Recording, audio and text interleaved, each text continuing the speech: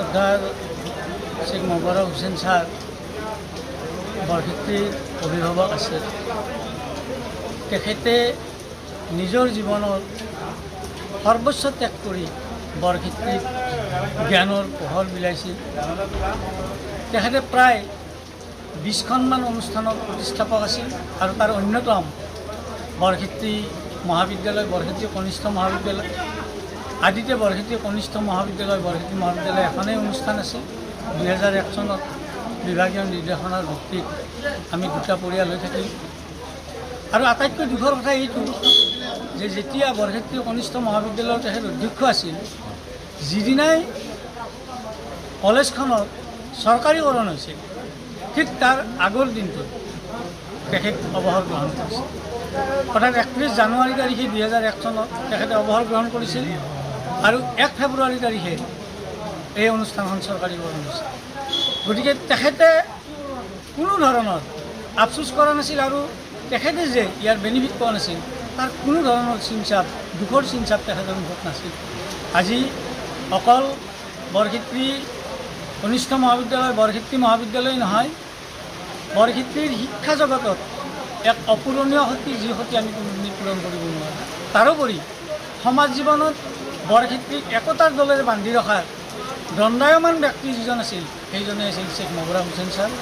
আজি আমি তেখেতৰ পৰলোকত যথেষ্ট শোকাকুল আৰু আল্লাহৰ ওচৰত দোৱা কৰিছোঁ যে তেখেতৰ আত্মাই চিৰশান্তিত বেহেস্তত থাকিব, এয়া আমাৰ আশা। খুব চুটিকৈ সময়ৰ অভাৱৰ কাৰণে অনুষ্ঠানটো কৰিছোঁ। ইতিমধ্যে তেখেতে আজিৰ তাৰিখলৈকে কৰ্মৰত ব্ৰহ্মপুত্ৰ একাডেমীত এই অনুষ্ঠান হৈছে। বৰক্ষেত্ৰী কনিষ্ঠ মহাবিদ্যালয়ৰ প্ৰতিষ্ঠাপক আছিল, তাত হৈছে। বৰক্ষেত্ৰী মহাবিদ্যালয়ত আজিলৈকে তেখেত জড়িত বিভিন্ন কাম কাজত ইয়াৰ প্ৰতিষ্ঠাপক অধ্যক্ষ ইয়াত হৈছে। ইয়াৰ পিছত তেখেতে মাদ্ৰাছালৈ যাব, তাৰ সভাপতি আছিল।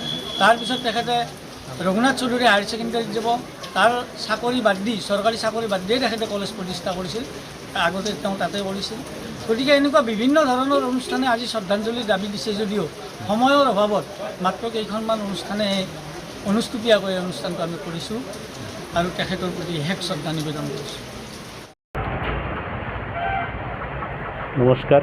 আমাৰ বৰক্ষেত্ৰীৰ বাবে এটা আটাইতকৈ ডাঙৰ দুখ লগা খবৰ যে বৰক্ষেত্ৰীৰ সমাজ সংস্কাৰক, শিক্ষাবিদ শ্ৰদ্ধাৰ মোবাৰক হোসেন ছাৰ আমাৰ মাজৰ পৰা বিদায় ল'লে যোৱাকালি 4:30 বজাত। আৰু তেখেতৰ বিয়োগত আমি ৰঘুনাথ চৌধুৰী উচ্চতৰ মাধ্যমিক বিদ্যালয় যথেষ্ট দুখ প্ৰকাশ কৰিছোঁ। তেখেতৰ আমাৰ স্কুলৰ যি অৱদান, সেই অৱদান আমি কোনোদিন নাপাহৰোঁ। তেখেতে আমাৰ বিদ্যালয়ত 1971 চনৰ পৰা 1984 চনলৈ আমাৰ বিদ্যালয়ত সহকাৰী শিক্ষক আৰু বিষয় শিক্ষক হিচাপে কাম কৰিছিল।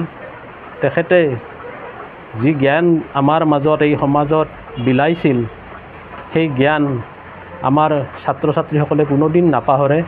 আৰু তেখেতৰ এই আকস্মিক বিয়োগত আমি যথেষ্ট দুখ পাইছোঁ।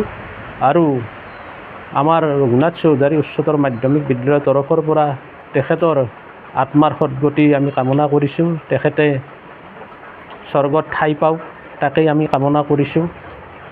আৰু পৰিয়ালবৰ্গকো আমি আমাৰ তৰফৰ পৰা সমবেদনা জ্ঞাপন কৰিছোঁ। আজি বৰক্ষেত্ৰীৰ বাবে সঁচাকৈ এটা দুখৰ দিন, কাৰণ আজি যোৱাকালি আমাৰ সকলোৰে শ্ৰদ্ধাৰ বৰক্ষেত্ৰী সমাজ জীৱনৰ অভিভাৱক শেখ মোবাৰক হোসেন ছাৰক আমি হেৰুৱালোঁ। আৰু তেখেতে জীৱিত অৱস্থাত বৰক্ষেত্ৰীৰ প্ৰতিটো অনুষ্ঠানৰ লগত জড়িত আছিল, সমাজ ব্যৱস্থাৰ লগত জড়িত আছিল। আৰু আমি অসম জাতীয়তাবাদী যুৱ ছাত্ৰ পৰিষদৰো তেখেতে অভিভাৱক স্বৰূপ আছিল। আৰু তেনেকুৱা এগৰাকী ব্যক্তিক হেৰুৱাই সঁচাকৈ আমি জাতীয়তাবাদী যুৱ ছাত্ৰ পৰিষদ তথা গোটেই বৰক্ষেত্ৰীবাসী ৰাইজ আজি শোকস্তব্ধ হৈছে। আমি এই চেগতে তেখেতলৈ শেষ শ্ৰদ্ধাঞ্জলি নিবেদন কৰিছোঁ ৰাতিপুৱা আহি তেখেতৰ বাসগৃহত। আৰু আমি ভগৱানৰ ওচৰত প্ৰাৰ্থনা জনাইছোঁ যে ছাৰৰ আত্মাৰ সদ্গতি লাভ কৰক আৰু তেখেত সদায় আমাৰ মাজত জীয়াই থাকিব। তেখেতৰ যি কৰ্মৰাজি, এই কৰ্মৰাজিৰে তেখেত আমাৰ মাজত সদায় জীয়াই থাকিব।